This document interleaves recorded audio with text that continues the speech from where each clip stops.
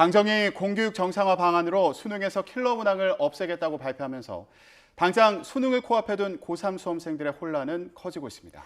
난이도는 어떻게 조정될지 구체적인 세부 지침이 없다 보니 오히려 학원에 더 의존할 수 있다는 우려도 나옵니다. 강민경 기자가 현장을 다녀왔습니다. 수능을 5달 앞두고 윤석열 대통령이 수능 출제 기조를 직접 언급한 이후 수험생과 학원가는 크게 술렁이고 있습니다. 어떻게 문제를 낸다는 건지 추론할 자료가 없으니 공부하기가 더 어려워졌다는 겁니다. 전에 봤던 수능의 기출 문제를 안 풀어도 된다는 것인데 그렇게 따지면 수능의 본질을 잃었다고 생각을 해서 좀 좋지 않은 발언인 것 같습니다.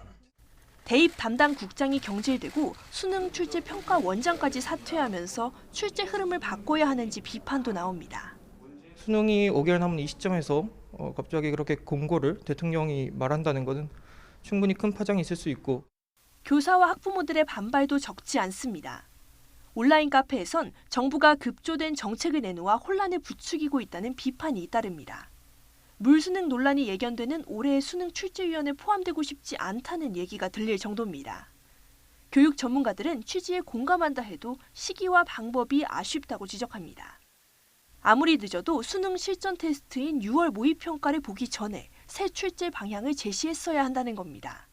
혼란스럽고 이런 것들이 심정적으로 이해가 가고 이런 것들 최소화하는 방향으로 좀 그런 장치들을 마련하면 더 좋았을까 이런 생각이 들기도 하지만 사고력과 분석력을 보는 수능 시험의 본질이 흐려지고 단순 암기 비중이 높은 학력고사 시절로 회귀하는 것 아니냐는 우려도 나옵니다.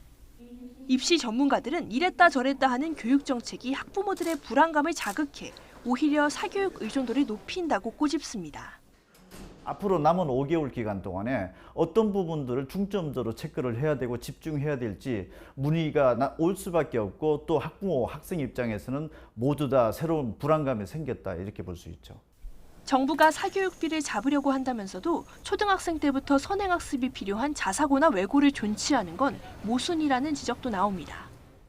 현재의 입시 과열 양상 자체를 손대지 않는 정부의 개입은 오히려 학생들의 고통을 키울 수 있다는 우려가 나옵니다. YTN 강민경입니다.